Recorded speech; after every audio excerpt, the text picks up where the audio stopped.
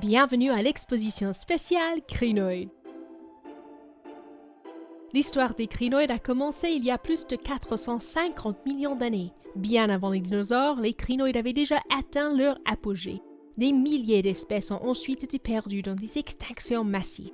Mais quelques-unes ont survécu et se sont diversifiées pour former plus de 600 espèces vivantes aujourd'hui.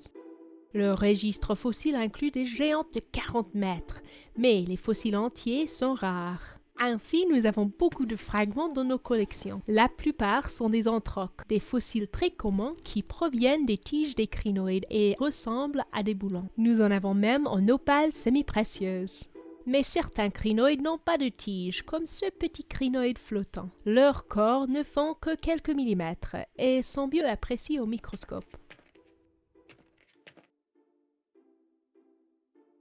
Les fossiles des crinoïdes ont inspiré des œuvres de fiction et de folklore. En Angleterre, on les nomme monnaies de fées et les perles de Saint-Cuthbert. Ces fossiles, avec leurs grandes tiges et leurs bras préhensibles, ont également inspiré les écrivains d'horreur. Par exemple, le facehugger de Giger dans Alien. Lovecraft parle d'eux dans sa nouvelle Les Montagnes hallucinées et ils ont probablement inspiré l'anatomie de ces autres horreurs surnaturelles. Les références aux crinoïdes ne sont pas communes dans la vie quotidienne, mais ils ont inspiré le dessin des timbres et des Pokémon Vasilis et Lyria. Avant 1864, on pensait les crinoïdes pédonculés éteints. C'est alors qu'ils ont été découverts à des profondeurs où on pensait la vie impossible. Pour le public, ils représentaient les mystères des profondeurs et étaient mentionnés par Jules Verne dans son livre 20 milieux sous la mer. La découverte de ces animaux vivants a directement initié l'exploration des mers profondes. On a ainsi découvert des communautés d'espèces uniques qui vivent sur les crinoïdes comme des crabes, crevettes et vers misostomides. Les crinoïdes vivent dans l'océan depuis les côtes jusqu'aux profondeurs où ils se nourrissent en attrapant des particules flottantes avec leurs bras. Ils ressemblent à des étoiles de mer à l'envers et en effet les étoiles de mer, ophires, oursins et concombres de mer sont tous apparentés aux crinoïdes. Ce sont tous des échinodermes, les animaux à peau épineuse. Nous vous invitons maintenant à découvrir les habitats des crinoïdes en réalité améliorée.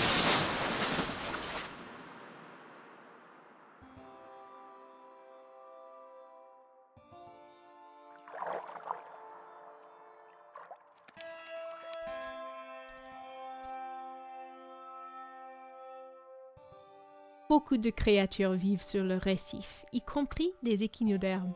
Ils présentent tous une symétrie radiale, ce qui veut dire qu'ils ont tous des étoiles si on sait où regarder. Et voici notre premier crinoïde, un comatule qui vit dans les crevasses en filtrant sa nourriture.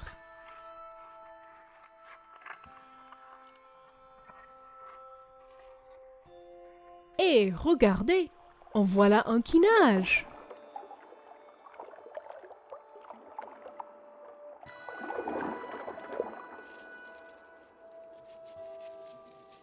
Les comatules n'ont pas de tiges et vivent surtout sur les récifs de faible profondeur.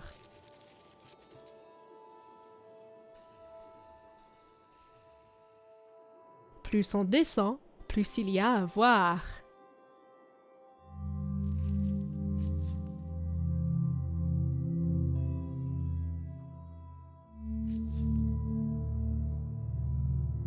Ici, au bord du plateau continental, on trouve des mains étranges. Ces crinoïdes restent accrochés toute leur vie et peuvent se fermer comme des poings.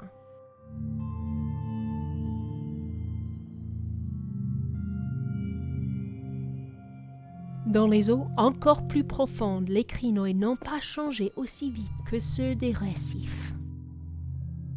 Comme leurs ancêtres, ces crinoïdes ont des tiges, mais ils sont indéniablement modernes. Ces lys de mer se nourrissent des particules qui tombent du haut. Bien qu'ils aient peu de tissu mou et donc ne soient pas très nutritifs, les poissons de passage prennent parfois une bouchée. Mais les crinoïdes peuvent s'échapper en sectionnant leurs bras, qui pourront repousser tant que le centre du corps reste intact. Leurs squelettes sont composés du minéral de calcite, et ces étoiles de pierre sont donc déjà prêtes à devenir des fossiles. Merci pour votre visite. Nous espérons vous revoir pour notre prochaine exposition.